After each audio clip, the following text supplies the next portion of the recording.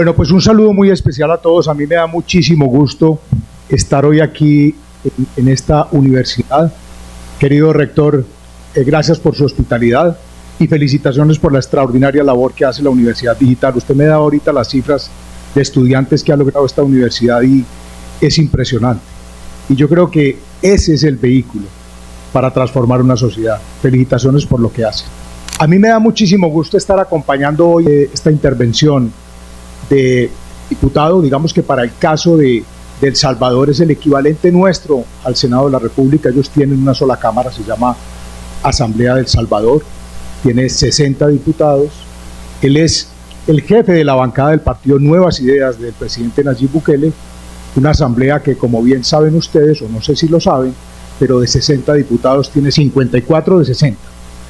Logró en la última elección y es además el presidente de la Comisión de Hacienda. Es un gusto tenerlo aquí, querido diputado. Me da mucho gusto acompañarlo. Ayer tuve la oportunidad de estar también con él y tener una reunión muy amena con el expresidente Álvaro Uribe, partido al que yo pertenezco. Fui senador de la República entre el año 2014 y el 2022 por el Partido Centro Democrático. También fui diputado de mi departamento de Caldas. Gracias a Andrés Julián Ossa, que digamos que lo conocí cuando trabajaba en la presidencia de la República en el año, tal vez, Andrés Julián, me corriges, 2018, en el año 2018. Y bueno, él tiene una cercanía muy grande con él, hace unas labores de embajador de El Salvador y con él logramos este vínculo para poder acompañar este proceso. Yo siento una profunda admiración por lo que ha hecho el presidente Nayib Bukele, entonces me da muchísimo gusto poder hacer esta pequeña introducción. Y digamos que para hacer un recuento, porque si uno diría que uno podría encontrar paralelos muy grandes entre lo que le pasa a El Salvador, le pasó a El Salvador, le pasan a muchos países latinoamericanos, pero particularmente a Colombia. Y no en esta época, yo diría que antes de los años 90. Ellos tuvieron, recuerden ustedes que en El Salvador se firma un acuerdo de paz en el año 1992, el acuerdo de Chapultepec, donde se firma entre el gobierno de El Salvador y el Frente Farabundo Martí, guerrillas de izquierda, firman un acuerdo de paz y eso lleva inclusive a que el Farabundo Martí logre la presidencia de la República años después. Digamos que hay una alternancia entre Arena y el Farabundo Martí, por supuesto que el diputado ahora nos contará con más detalle, pero yo como para hacerles un preámbulo.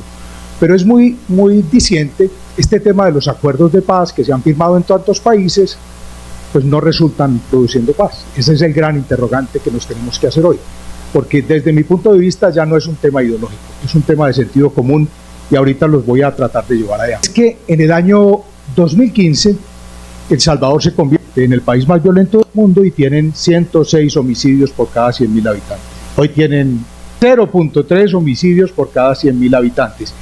Pero más significativo es el año 2015, es decir, después de la firma del acuerdo de paz, y nos contaba ayer el diputado, y ahorita nos lo contará con más detalle, es que empiezan a llegar salvadoreños que se habían ido por cuenta de la extremada violencia que se había vivido en los últimos 12 años, una guerra civil cruenta que dejó no solo muchísimos muertos en El Salvador, muchos desaparecidos, sino que además mucha gente se fue de El Salvador. Después de la firma de los acuerdos regresaron, y nos contaba él, y ahorita nos lo contará con detalle, regresaban desde los Estados Unidos fletados en aviones, el mismo gobierno de los Estados Unidos, pero qué tristeza, la mayoría de ellos se habían especializado en el crimen. De ahí salieron todas esas grupos violentos de El Salvador, y cuando llega el gobierno de Nayib Bukele, pues empieza una estrategia de seguridad muy fuerte que llevó a la pacificación del país. Y uno se tendría que hacer las siguientes preguntas, porque pues es él el que nos va a contar la historia, pero las siguientes preguntas son motivacionales. ¿Qué hace que un presidente de un país sea elegido con el 85% de la votación? ¿Qué hace que un presidente de un país sea el presidente más popular del mundo? Hay encuestas que le dan a Nayib Bukele hasta el 90% de aceptación en América.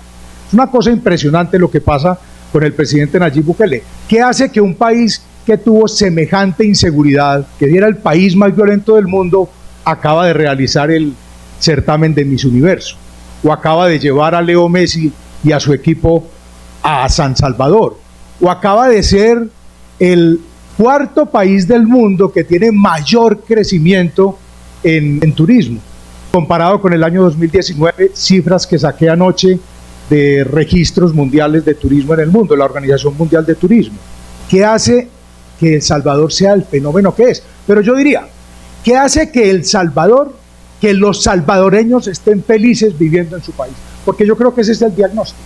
El diagnóstico no es si al gobierno de los Estados Unidos le parece que está funcionando bien, o a la Corte Interamericana, o a el gobierno de no sé dónde, si les parece que El Salvador está funcionando bien o está funcionando mal.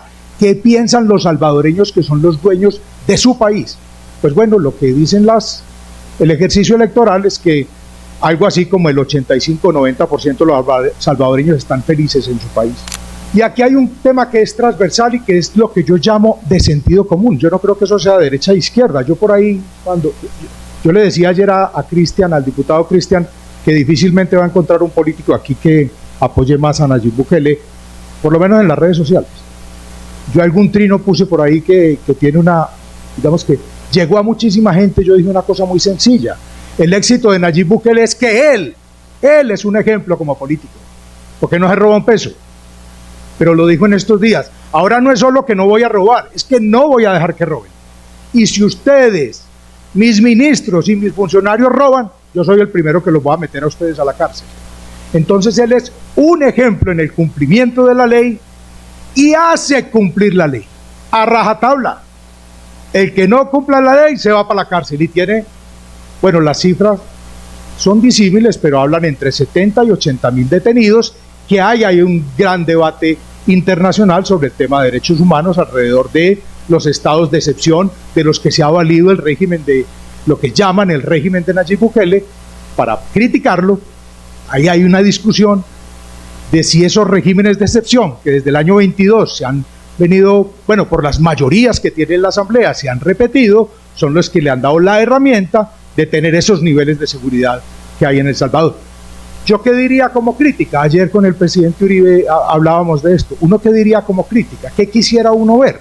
Que semejante ejercicio de seguridad que ha llevado a todos estos jóvenes, las cifras hablan de 70, 80 mil jóvenes detenidos, las megacárceles, gran megacárcel que ha construido Nayib Bukele, ese estado de excepción que termina generando una férrea seguridad en El Salvador, pues uno diría, y uno lo empieza a ver en muchos escenarios, es cómo a esos jóvenes los están reeducando, claro, una recomendación que uno haría es hagan eso más visible, porque un poco lo que ha generado muchísima crítica es, digamos, que ese tratamiento férreo hacia la población carcelaria. Ahorita nos contará el diputado qué es lo que va a ocurrir con eso. Yo cerraría con lo siguiente: qué importante que la universidad le esté abriendo el espacio a alguien como el diputado Cristian Guevara, que conoce a profundidad lo que ha pasado en su país, lo que pasa en su país, y cómo nosotros podemos extraer